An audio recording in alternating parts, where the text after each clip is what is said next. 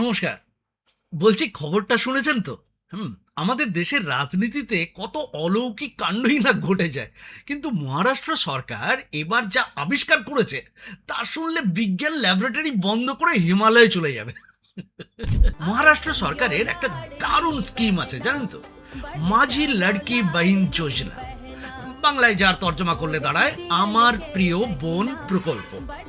শুধু মহিলাদের জন্য প্রতি মাসে ১,৫০০ টাকা করে দেওয়া হতো। ভোটের আগে তো বেশ ধুমধাম করেই টাকা দেওয়া হলো, কিন্তু ভোট ফুরোতেই সরকারের মনে হলো, আচ্ছা, আমাদের বোনেদের একটু ভেরিফিকেশন করা দরকার আছে। দেখা যাক তো ওই ভেরিফিকেশনের ফল কি দাঁড়ায়। আর সেই ভেরিফিকেশন বা কেওয়াইসি করতে গিয়ে যা বেরোলো, সরকার কি দেখলো জানেন? ওনাদের স্বাদের লড়কি বাহিন বা আদরের বোনেদের তালিকায় সগর্বে বসে আছেন ২৯,০০০ জন পুরুষ। হ্যাঁ, ঠিকই শুনেছেন, ২৯,০০০ জন জ্যান্ত গোপদাড়িওয়ালা ভাইজান। বাবলি কাটা বাবলি কাটা বাবলি কাটা বাবলি কাটা। যে দেশের লোকাল ট্রেনের লেডিস কামরায় ছেলেরা উঠলে পিটুনি খেয়ে যায়, সেই দেশে ২৯,০০০ জন পুরুষ সরকারি কাগজের লেডিস কামরায় উঠে দিব্যি মাসের পর মাস ১,৫০০ টাকা করে পকেটে পড়ছিলেন। একেই বলে লিঙ্গ সমতা, না থোড়ি মাফ করবেন, একে বলে ফ্রড সমতা। हमारे यहाँ ऐसा ही होता है। সবচেয়ে মজার বিষয় হলো টাইমিং। ২০২৪-এর মহারাষ্ট্র বিধানসভা নির্বাচনের আগে যখন এই প্রকল্পটি লঞ্চ হলো, তখন ফর্ম ফিল আপের এমন বন্যা বয়ে গেল যে ফর্মের পাহাড়ে আসল মহিলারা কোথায় হারিয়ে গেলেন আর পুরুষরা কখন শাড়ি পরে লাইনে দাঁড়িয়ে গেলেন সরকার টেরই পেল না। তখন তো স্লোগান ছিল, টাকা নাও ভোট দাও। এখন ভোট মিটে গেছে, সরকারও সিটে বসে গেছে, বাস এবার চালু হলো ফিল্টার, মানে ছাঁকনি। चीटिंग करता है तू। আর ফিল্টার চালাতেই একেবারে গণ ছাঁটাই। হ্যাঁ, শুধু ওই ২৯,০০০ পুরুষ নয়, মোট কতজন বাদ পড়েছেন জানেন আপনারা? ৯২ লক্ষ। হ্যাঁ, ৯২ লাখ নাম এক ঝটকায় ভ্যানিস। মানে ৪ জন মহিলার মধ্যে প্রায় একজনের নাম কাটা গেছে। প্রায় ৩৮% উপভোক্তা গায়েব।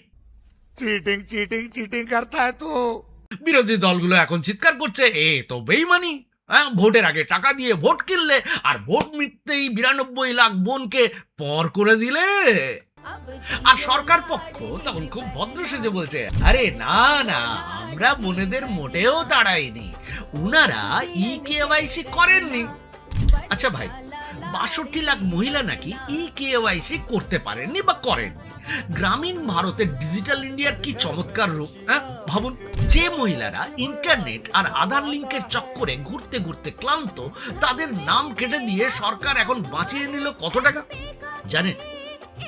প্রায় ৯,৫০০ কোটি টাকা। पैसा ही पैसा होगा।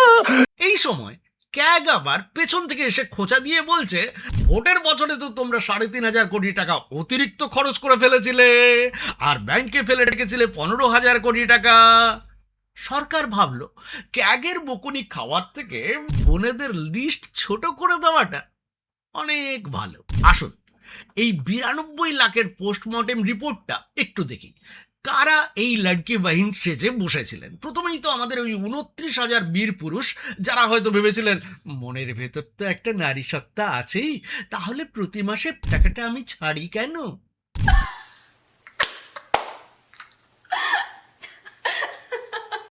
এরপর আছেন প্রায় ৮,০০০ সরকারি কর্মচারী। ভাবুন, নিজে সরকারি চাকরি করেন, মাসের শেষে মোটা মাইনে পান, তাও সরকারের লড়কি বাহিন হওয়ার লোভ সামলাতে পারেননি। একেই কি বলে সরকারের প্রতি অগাধ ভালোবাসা। আর কি আছে, ১,৮০,০০০ মহিলার বয়স নাকি ৬৫ বছরের বেশি। মানে স্কিমের নিয়ম অনুযায়ী ২১ থেকে ৬৫ বছর বয়সের মহিলারা টাকা পাবেন।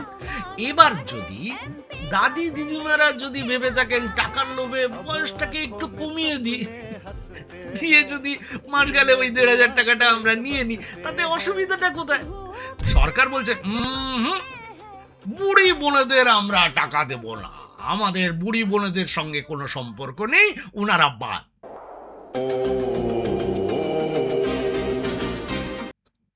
এখানেই শেষ নয়, 16 লাখ মহিলার পরিবারের আয় নাকি 2.5 লাখ টাকার বেশি। মানে ভেবে দেখুন, এই 16 লাখ পরিবার যাদের ইনকাম মাসে 2.5 লাখ টাকার বেশি, তারা এই লাডকি বাহন যোজনা এবং সরকারি অন্যান্য সুযোগ সুবিধা সবকটাই নিচ্ছিলেন। মানে দুধও খাবো, তামাকও খাবো।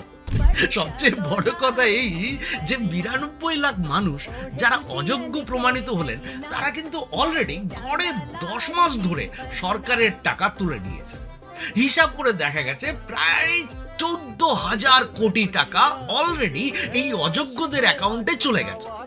14,000 কোটি টাকা। আমি তো ভাবছি এই 29,000 পুরুষের কথা। হ্যাঁ, পুলিশ যখন ওনাদের বাড়িতে গিয়ে বলবে টাকা ফেরত দেন, ওনারা কি তখন শাড়ি পরে এসে বলবেন, আমি তো তোমারই লাডকি বাহিন রে ভাই, টাকা কি করে ফেরত দেব? মনে করে দেখুন, নির্বাচনের ঠিক আগে মহামতি সরকার প্রতিশ্রুতি দিয়েছিলেন, আমরা জিতলে এই টাকাকে বাড়িয়ে 2,100 টাকা করে দেব। ভোটের পর কি হলো? 2,100 টাকা তো অনেক দূরের ব্যাপার, উল্টে 92 লাখ নাম কেটে দিয়ে বাজেটটা এক ধাক্কায় 36,000 কোটি টাকা থেকে কমিয়ে 26,500 কোটি টাকা করে দেওয়া হলো। বাহ! একেই বলে পলিটিক্যাল ডিসকাউন্ট। আগে দাম বাড়াও, তারপর কাস্টমারকেই দোকান থেকে বের করে দাও। तुम समझदार दिखते नहीं हो, लेकिन समझदार हो। আসলে আমাদের দেশে সরকারি প্রকল্পগুলো ঠিক ওই পুজো প্যান্ডেলের লটারির মতো। টিকিট কাটার সময় সবাই লাইনে থাকে, কিন্তু প্রাইজ পাওয়ার সময় দেখা যায় টিকিটটাই জাল। আর পুরুষদের তো দোষ দিয়ে লাভ নেই, ভারতের বাজারে যে হারে বেকারত্ব আর জিনিসপত্রের দাম বাড়ছে, তাতে প্রতি মাসে ফ্রিতে ওই 1,500 টাকা পেলে অনেক ছেলেই নিজের জেন্ডার সার্টিফিকেট চেঞ্জ করতে রাজি হয়ে যাবে। नहीं। তাহলে মুদ্রা কথাটা কি দাঁড়ালো? মহারাষ্ট্রের এই লাডকি বাহিন যোজনা আমাদের একটা মস্ত বড় শিক্ষা দিল। শিক্ষাটা হলো, ভোটের বাজারে যখন সরকার আপনাকে বোন বলে ডাকবে, তখন খুব বেশি আবেগপ্রবণ হবেন না। কারণ ভোট মিটে গেলে সেই বোনকে আধার কার্ড, প্যান কার্ড আর KYC-র লাইনে দাঁড় করিয়ে বলা হবে, তুমি আমার আসল বোন নও, তুমি হলে সৎ বোন। যদি তুমি আসল বোন হও, তাহলে এই সব জিনিসগুলো আগে প্রুফ করে দেখাও।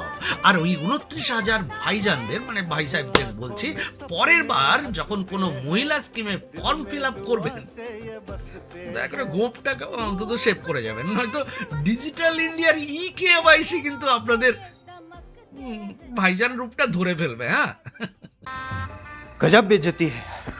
মহারাষ্ট্রের এই 1,500 টাকার খেলা আরো কত দূর যায়, আরো কতজন বোন শেষ পর্যন্ত টিকে থাকেন, সেটাই এখন দেখার। মানে ওটার ওপর নির্ভর করছে আমাদের পশ্চিমবঙ্গেও আগামী দিনে অন্নপূর্ণার ভান্ডারের কি পরিণতি হবে, ওটা দেখেও আমরা কিছুটা আন্দাজ পেয়ে যাব, তাই না?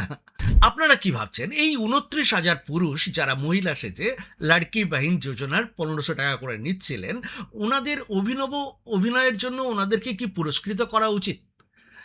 কমেন্ট করে জানান। আর ভিডিও ভালো লাগলে লাইক, শেয়ার আর সাবস্ক্রাইব করতে ভুল করবেন না। তবে আমার চ্যানেলে সাবস্ক্রাইব করার জন্য কোনো KYC লাগবে না। আজকের মতো এখানেই বিদায় নিচ্ছে। কমলেশের সাথে পাবলিক আড্ডা দেখতে থাকুন, হাসতে থাকুন, আর কমেন্টে কিছু রসালো মতামত অবশ্যই আপনারা লিখবেন। নমস্কার।